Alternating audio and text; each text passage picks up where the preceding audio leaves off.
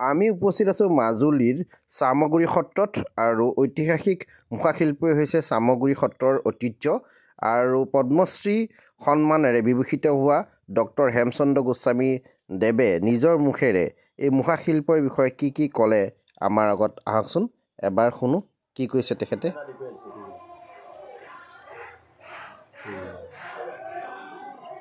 এইবিলাক অকণমান নতুন সংযোগ মুখাত এইটো নাছিলে কিন্তু আমি নতুন সংযোগেৰে ইয়াক আগুৱাই নিয়াৰ চেষ্টা কৰিছোঁ।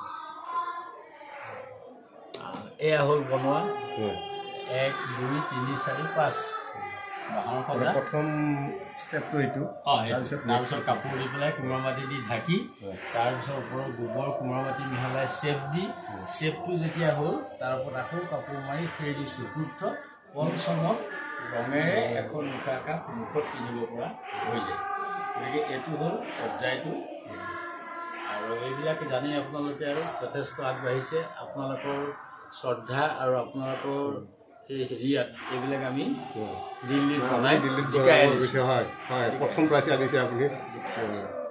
গতিকে সেইটো এটা গৌৰৱৰ কথা মুখাৰ যোগেদি। আৰু যিবোৰ মুখা আমাৰ এতিয়া সংগ্ৰহালয় ভাৰতবৰ্ষৰ বিভিন্ন মানে সংগ্ৰহালয় এইবিলাক ৰাৱণ এইবিলাক এটা ঐতিহ্য বৰমুখা বুলি কয়। য'ত নেকি মানুহ সোমাই সেই নামঘৰৰ ভিতৰত এই ৰাৱণৰ ভূমিকা এই ধৰণে লয়।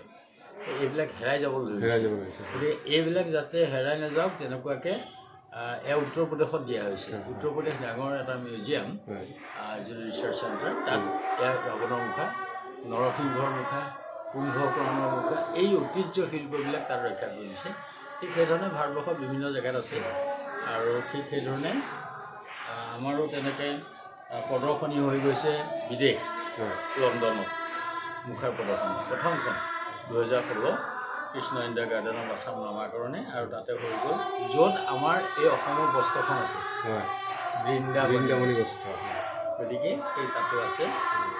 গতিকে এইবিলাক সজাই ৰাখিছে। এতিয়া তাত পৰ্যটকসকল আহিছে সেইবিলাক দেখিছে দেখি ইয়ালৈ পৰ্যটক আহিছে ইয়াৰ পৰা মুখা নিছে মুখা শিকিছে। এই এটা কলাৰ সংযোগ বিদেশৰ লগত হৈছে আৰু সেইবিলাক আৰু আমি যি পাৰিছোঁ অলপ কাম কৰা হৈছে। ৰাসৰ পাৰফৰ্মেঞ্চ এইবিলাক মানুহ গিলি খাই অজগৰ সাপে সেইবিলাক ভিডিঅ' লৈ গৈছে সেইবিলাক দেখুৱাই তাত। গতিকে এনেধৰণেও যথেষ্ট প্ৰচাৰলৈ আহিছে আৰু সেই প্ৰচাৰৰ মাধ্যমত মুখাক সন্মান কৰিছে কলাক সন্মান কৰিছে। গতিকে আমাক 2017 এইটো শিল্পকৰ্মৰ ওপৰত দিছিলে গুৱাহাটী বিশ্ববিদ্যালয়ে PhD অনাৰেবল PhD আৰু 2018 চনত দিছিলে সংগীত নাটক একাডেমি আৰু শেহতীয়াখন হ'ল পদ্মশ্ৰী। গতিকে আমি ভাবোঁ মনৰ কথা এয়া আমাৰ সমাজখনৰ সন্মান অসমবাসীৰ সন্মান গুৰুজনাৰ সন্মান। মহাপুৰুষ শ্ৰীমন্ত শংকৰদেৱে যদি এই সংস্কৃতিৰ মাধ্যমত এখন সমাজ নগঢ়িলেহেঁতেন আজি একদম গুৰুৱে হ'ল আমাৰ আচল বস্তু। গতিকে আমাৰ যিখিনি নৱপ্ৰজন্ম আছে সেই মুখা শিল্পখিনিৰ ওপৰত আপুনি কিবা প্ৰশিক্ষণ দিছেনে বাৰু?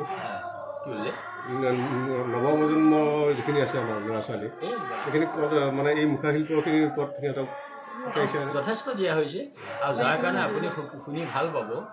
এটা মোৰ সন্তোষ যে 20টা পৰিয়াল বাণিজ্যিক দিশেৰে মুখা শিল্প সিহঁতে ঘৰ দুৱাৰ নিজে সুন্দৰকৈ চলিব পাৰিছে 20-25টা পৰিয়াল এই অঞ্চলত।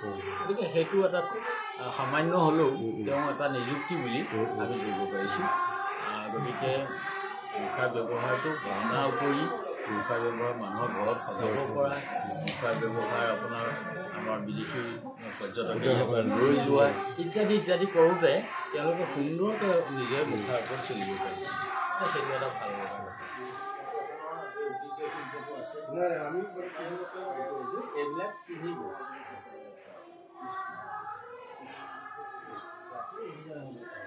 অভিনয়টো আমাৰ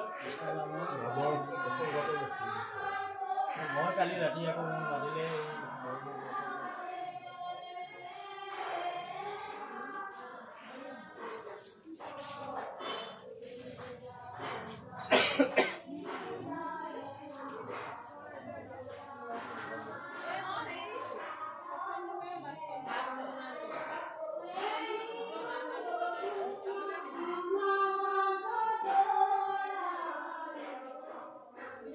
Gracias.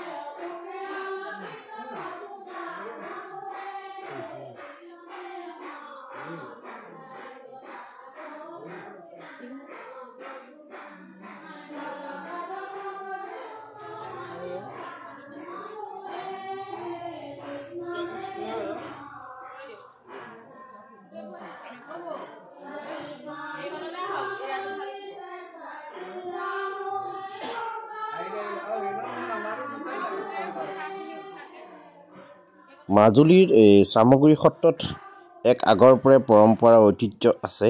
ইয়াতে যি মহিলাসকলে ৰাসৰ সময়ত ৰাসৰ এদিন দিনে ৰাতিয়ে এই হৰিনাম কীৰ্তন মহিলাসকলে কৰে আৰু মহিলাৰ এয়া ডাক নাম বুলি কোৱা হয়।